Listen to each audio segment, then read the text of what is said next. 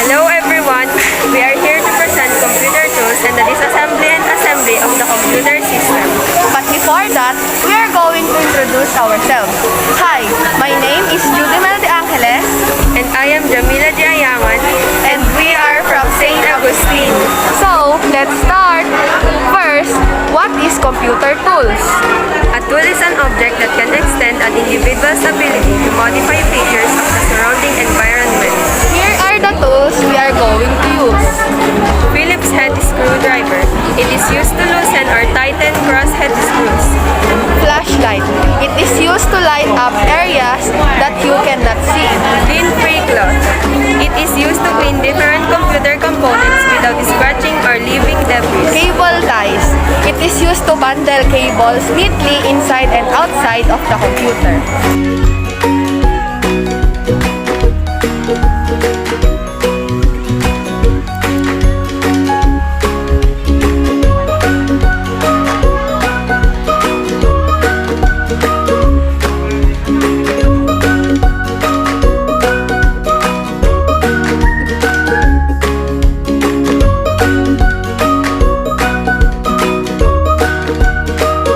First, we are going to remove the cover of the computer system or the chassis. Remove all the screws and put them in a mini container. After removing the screws, let's now start the disassemble. Before we remove all parts of the chassis, we should remove first all the wires that connected to each parts. After removing all the wires, we are now going to remove all parts of the chassis. Removing PSU or power supply unit.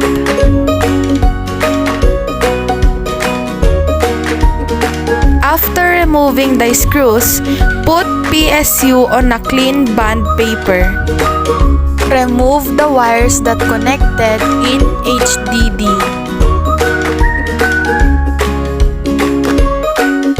After that, remove screws and put HDD on a clean bond paper.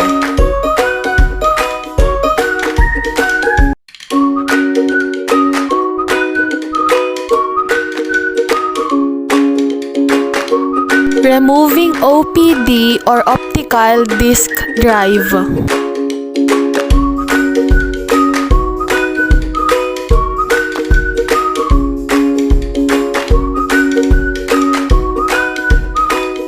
Removing motherboard.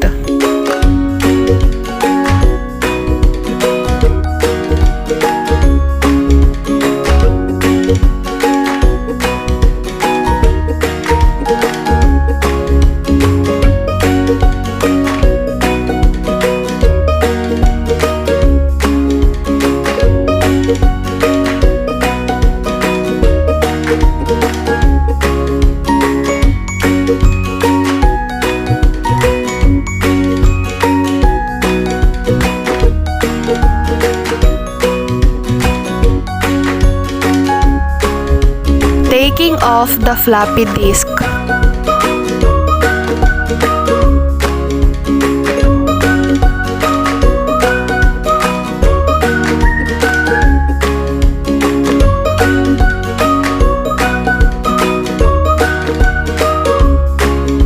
Taking off DVD drive.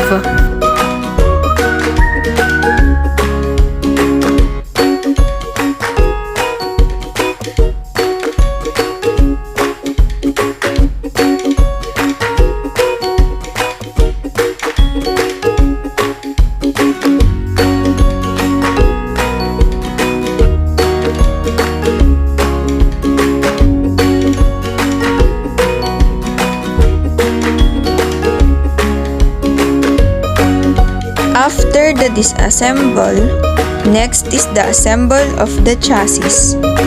First to return is the floppy disk.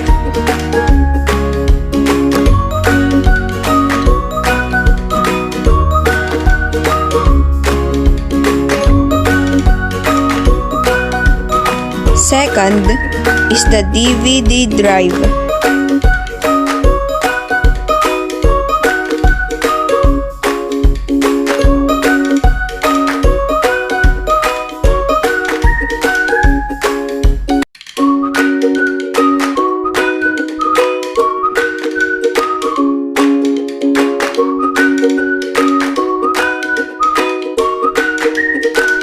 Third is the power supply unit.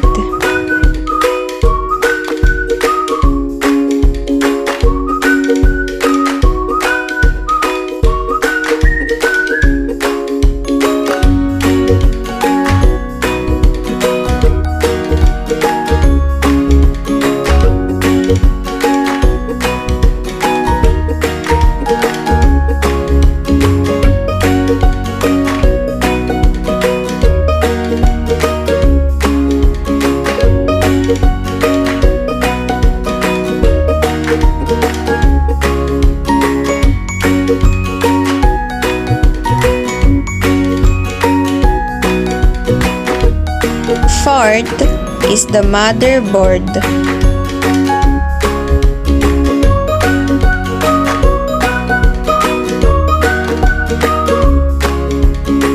Fifth is the optical disk drive.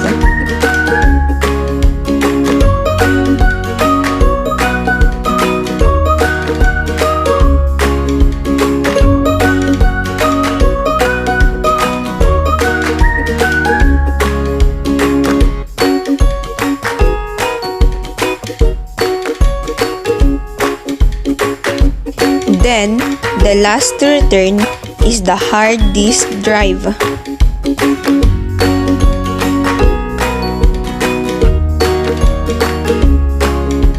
After we assemble all the parts of the chassis, now we are going to connect all the wires.